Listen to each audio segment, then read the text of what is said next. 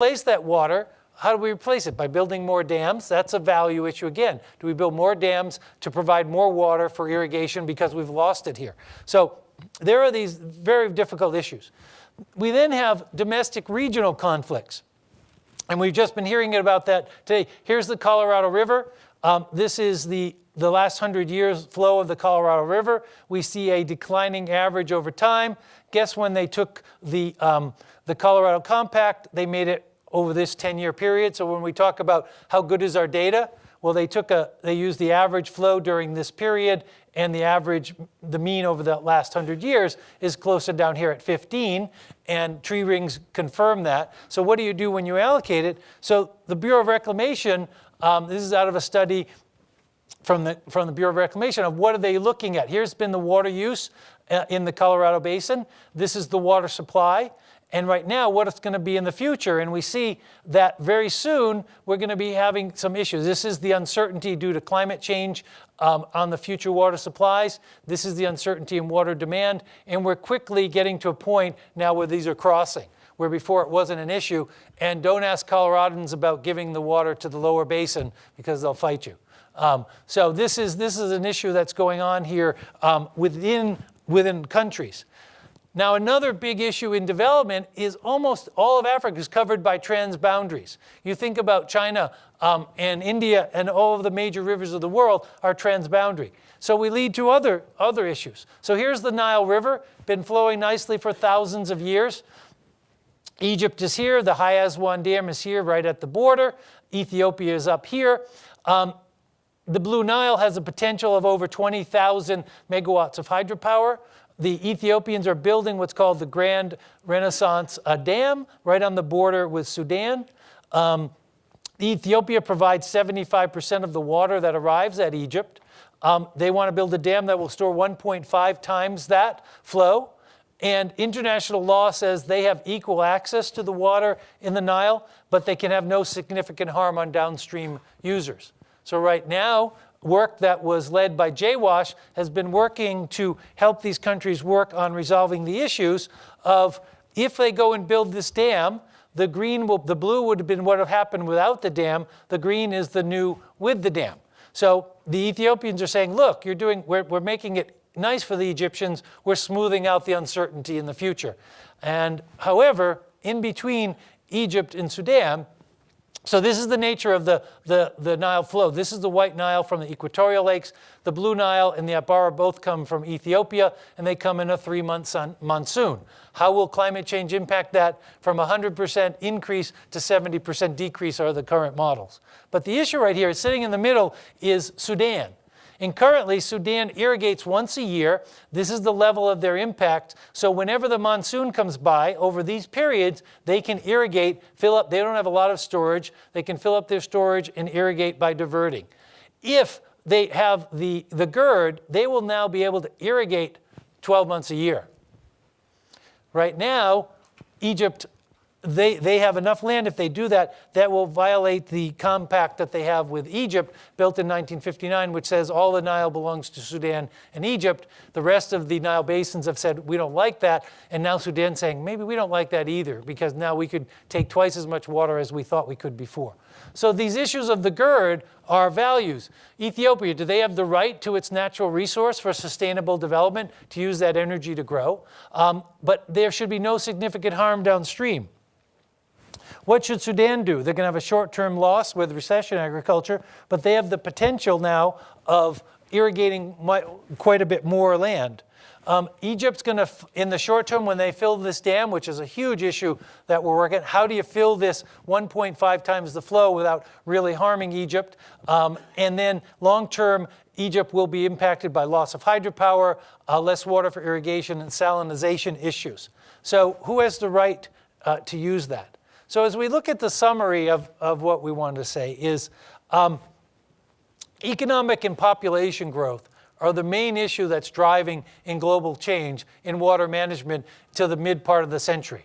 climate change as we know it is really going to be hitting towards the end of the century. And all the current models are pretty much on top of each other to around 2050. Then they diverge greatly under all the different climate policy scenarios. But we are still seeing impact, particularly in Africa, up to 2050. But we've shown that it's this economic and population growth. Energy policy will greatly impact the demand and supply of water. The demand for water is going to be impacted by the growth. If there's energy, then economy can grow. Ethiopia is now starting to take jobs from China. China is investing in Ethiopia in factories. There are a number of factories built but can't be turned on because there's no electricity, which they're waiting for the GERD. So this link of growth and energy and water are there.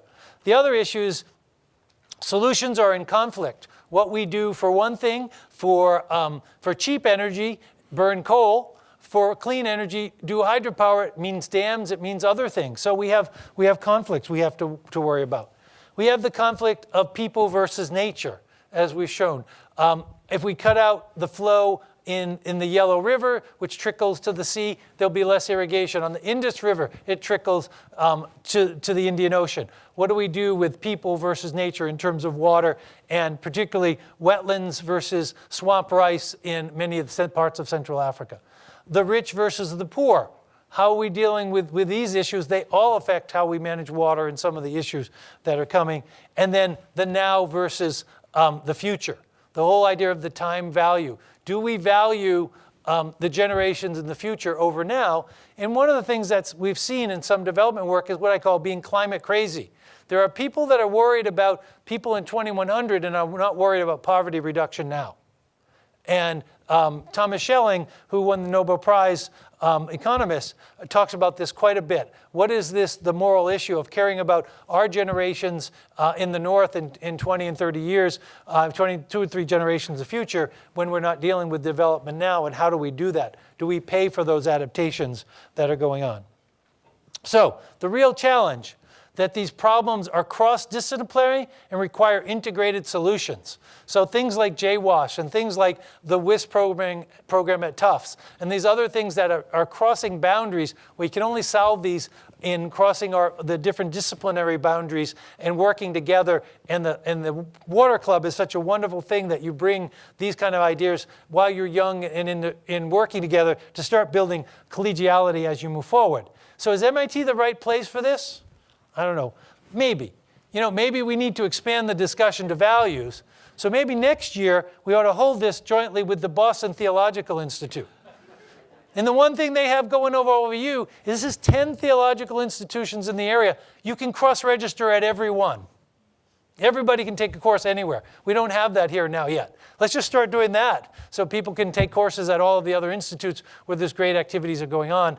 And let's put a little bit of public policy and some of those other things, particularly in our undergraduate technology courses. So I leave you there. Thank you again for inviting me, and then we have time for some questions.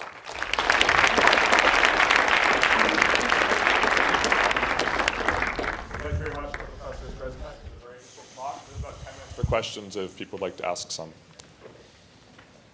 And or disagreements or statements.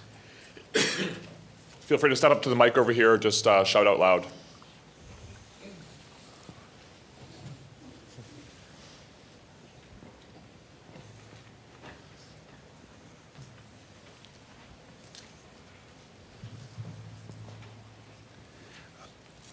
Ken, I really enjoyed your talk, and I know in this kind of talk it's very hard to do the conclusion slide.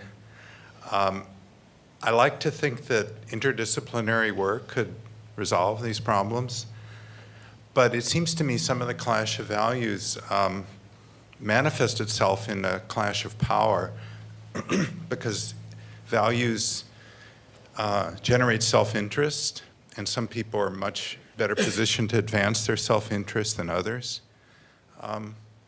So I'd like to think that cross-disciplinary work would resolve all these problems, but it seems to be there's something that goes beyond economics and beyond negotiation, and it's really politics. And it's not just politics about how you vote, but it's politics about who holds power. especially in Africa. When I hear Africans talk about providing better information, African scientists and engineers, to decision makers, I'm just trying to reconcile that with who the decision makers in Africa are. Could you comment on all this, sir? I'll gladly. Is Professor Westcott still here? I'm going to solicit, if this is possible, for him to make a comment of some of this within the context of the Indus Basin and member water and the kind of things that go on here of politic and the small p and who controls things. And in some cultures, engineers control things, not in America. But the point that you're making is in some ways information is power. And we had a really interesting question that at first I got angry and then I thought he's absolutely right, is the idea of science and the role of science in making decisions. And what happened in South Africa used to have European or Western US water rights.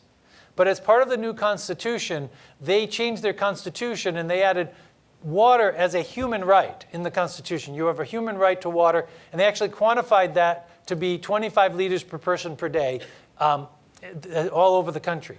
But then at the same time, they changed the water rights from what's called a Eurocentric view of a property right. It's owned by an individual, so an individual will invest, to an Afrocentric view, which is it's a community right, and you're given a permit. So the first thing they did in the great Nelson Mandela, one of the heroes of our globe in the last century, is he said, all right, but we're not just going to whip it out of everybody's hands with power. We're going to give 40 years permits to everybody with what they have. And then we'll slowly take it away as we change that. So this issue of who owns the rights, is it a communal right? Is it a property right? And the values of property rights become really important. That's a value of how we value resources. And then that comes on to then the whole issue of how do we manage information? And so power can be in the value. So when you had to go to get your water right, you had to tell them how much you were growing.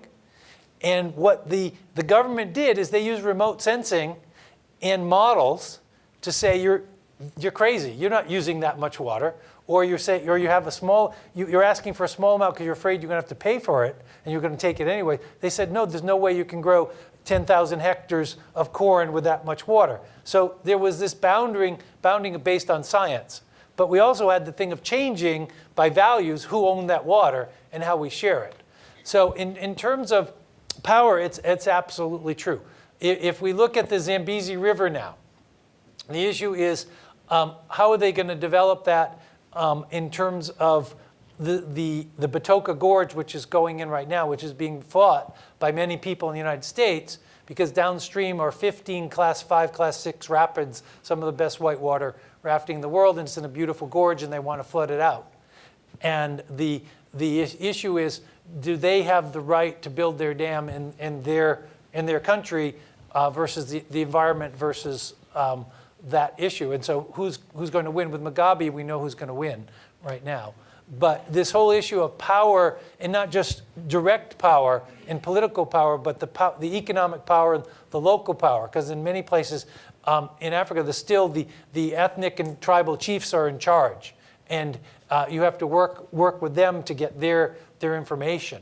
And what we heard before is, I've asked statisticians and people, hydroclimatologists, when will we know climate change will happen? And they said 20 years after, we'll be able to say, yes, we are sure with 5%, 95% certainty that the mean has changed. If you go around Africa, they're all telling us the mean has changed.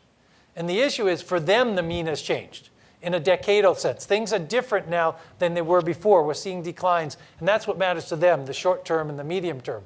But we're building large-scale infrastructure. We need to know about that. But I don't know, the whole issue of the power on who is in control is, again, goes back to the whole issue of capital. And it's a good power and a bad power. You can only build something if you have the capital to do it. The capital, a lot of times, is overseas development aid or development banks, and that comes loaded with Western values, which aren't always good all the time. Or someone the other problem with those is those are loans taken on by governments to do projects that may be futile. So a lot of due diligence is there is to make sure that this loan to build this project is really good for the country, because it might be good for Selene engineers or Harzer engineers, whoever, to build this project and the local people, but is it good sustainability, and should they build those kind of things? So in terms of power, we need a good political scientist to answer the question, but it's totally not in some countries. I don't know if Jim, you could add to that, because I think it's a great question that Dennis has raised about the kind of analysis of power, understanding of power relations. And if you think back a generation ago towards this field, politics was just a bad word. It was not something that water researchers wanted to engage with. And instead, there was an early emphasis, though, on institutional analysis. So the institutional analysis of property rights and different types of constitutions, that became a way of addressing issues. That was followed by work on equity and kind of differential equity and distributional questions. And most recently, the whole field of water governance research is dealing with power relations more directly. And that's a terrific advance. And we even see very much an engagement in not just political science, but across the social sciences with power relations, power dynamics in the water field. And in the journal Water Alternatives, free online, a ton of governance-related research for those who are interested in this. It's a real frontier that's developing actively, and it's just crucial. And its connection with other types of work that Ken has been mentioning is terrific. One last note is that Kenneth Boulding yes. Had a really kind of prescient book along these lines called The Three Faces of Power. It distinguishes political power of coercion, there's the market and economic power that's mentioned, but then Kenneth argued that there was a third face of power that he called social power, which involved all kinds of forms of solidarity, cooperation, collaboration. That type of power, he said, was the most powerful of all. That has yet to be articulated fully in the water field. Just a footnote to your I will be happily mistaken as Kenneth Boulding anytime. One of the things that we want to point out, I would like Jim to add, one of the issues is when you look at this power, there is a treaty between India and Pakistan on the Indus, which has a lot of legs because of Cambridge. And when Kennedy went to Pakistan, they said they wanted weapons, and he said, what else do you want? He said, well, we have the salinization problem. So the US government sent a lot of advisors over to work on Pakistan and India, and they came up with an international treaty. And the interesting thing, which many of you may not know, is if there's a dispute on the river, there are two people who are going to help select the engineer who will mediate that solution. And it's the rector of the Imperial College of London and the president of MIT. So, however, tell me, that was in 1960. We are now 55 years later. Have they been able to allocate the water within Pakistan? The situation they have in Pakistan between the province of Punjab and Sindh is a lot like that between Kansas and Colorado. Yeah, it's very difficult, about a century of conflict. Yes. The longest running Supreme Court case is on the Colorado River. So as they say out west, and we were colleagues at University of Colorado, the issue is whiskey's for drinking and water's for fighting. And that's basically what happens in terms of water. The other thing that's really interesting in terms of power, we're working, a group of consultants here in Cambridge, we're working with the government of Uganda, and the Minister of Water there wants to show the economic value of providing village water supply. And so one of the things we're working on is the fact the main economic value of village water supply is disease reduction. The largest one is so girls can go to school. Because the girls in Africa are the water gatherers, and they have to go, there's no water supply, so they have to spend the time when school is happening. So the boys get to go to school, but the girls don't go to school. So what we're actually doing is using economic models that some of you may hate, that are showing that investing in a water supply now, which means in 10 years we will have educated women, and that will bring prosperity to the country and to the region through better labor force, and then also better public health and other issues, things that are related to educated women. So those are some of the things that water does with its externalities of that and in village water supplies. But sometimes we used to just have to use some of these tools which are quantitative to do that, because the Minister of Finance did not want to fund some of these projects. What do they do for us? And it doesn't do anything directly to GDP right now. We can't see that. Then the whole other issue is when we talked about GDP. It's really a bad measure many times, and we're now moving to this concept of inclusive wealth, because GDP is only flows. If you have groundwater in the ground, there is no value to that. You only get value when you're taking it out and turning it into production. So there's a lot of work. It's called Inclusive Wealth. The UN just came out 2014 report, and Professor Oli Devek and Noelle Celine and a PhD student, Ross Collins, was co-author of that chapter. I did a little bit on it, and just an article in Science on that about using inclusive wealth to look at sustainability, because now we're valuing our water, both its groundwater and its natural resources. So some of these issues which are really hard. Other questions? Comments? Oh, I'm in between the beer. That's the problem. It's like being at the last talk before lunch. But we're going to be here, and I'm happy to talk to any of you one-on-one. Again, thank you to the Water Club. A great panel here that has brought up a lot of the issues that we're dealing in the U.S. And to answer, the U.S. can afford, when they said, what's the pain? The U.S. can afford this. How do you go to the Zimbabweans and say, the cost of adapting to the climate change risk is 30% change in making a flexible design of the Patoka Gorge? How do you tell them to do that? How many schools would that be? Or how many other dams would that be?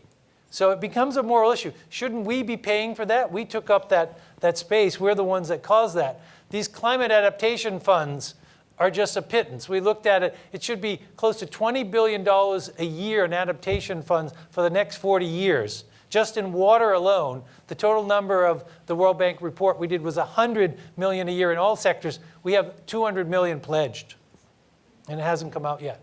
And then the big question is, how do you prove, so this is the next one, talk about lawyers from the Corps, how do you prove that you should give this 20 million is really the risk that you're facing? So there's all these other issues. There's a lot of work for all of you as you go out there to do this battle, particularly in getting out in the field at all levels of bringing that. So let's thank Ken one more time for the awesome discussion.